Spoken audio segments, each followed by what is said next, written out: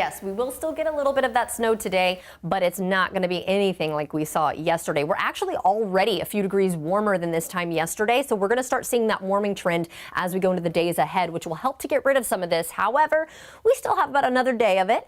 We could probably see about 1 to 3 inches at times. Notice the coast just getting rain. Then as it pushes a little farther inland, rain snow mix, and then that white you're seeing is snow. So that's actually pushing in pretty quickly now that we've got the morning started for you. Notice though, Forks dealing with rain now after seeing that rain snow mix, but some of the rain we're seeing along the coast could be very cold, could even see some freezing rain. So do be careful still driving out there. Notice that pink though is the rain snow mix. Raymond, you just saw some regular rain, and everyone else will start to see some very, very light snow showers. So a few snow showers this morning, then transitioning to a rain snow mix this afternoon. We could even just see some rain in parts of the area this afternoon and evening, but the showers are going to continue overnight, so we could wake up to another rain snow mix tomorrow, which is going to make for another icy commute. So plan ahead. Speaking of commutes, you're not probably commuting right now since it's Sunday, but how are the roads looking right now in case someone has to leave?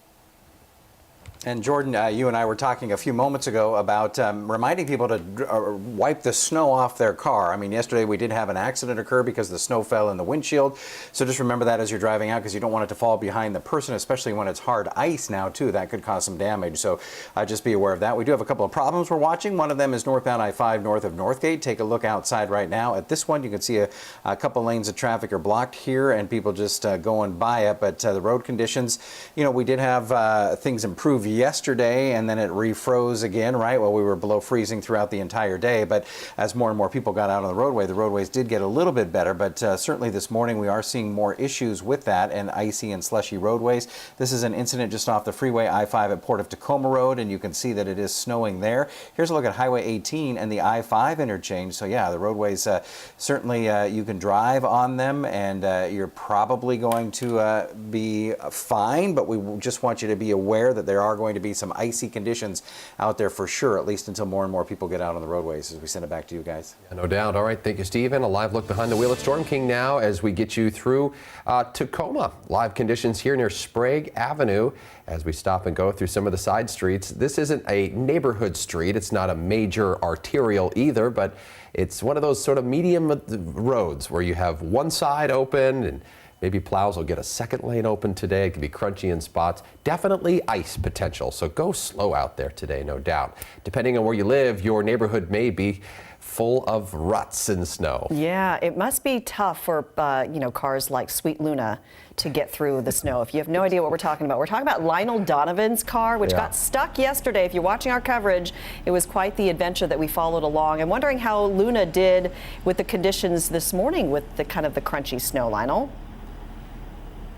Well, Mimi, all I made sure to do was to make sure that she stayed on these main roads right here. But anytime I saw a bit of buildup, I was not going to put her through that. It's like, nope, we're going to stop right here and I will get out. You rest, because you've clearly have had a long day. And so as we're seeing now, right along Union Avenue, this road has been cleared up and we are starting to see more people on the road. But the same thing that we've been talking about earlier, if you look right up here on South 23rd Street, we see this road that's just not plowed at the moment, and so anyone living along this road is going to have a tough time making it to this to Union Avenue. And this is the same story that we're probably seeing on a lot of residential areas and side streets, them having difficulty making it to these main arterial roads and these main roadways here in Tacoma. Now, we did see a plow trying to clear some of this road, try to clear some of these side streets and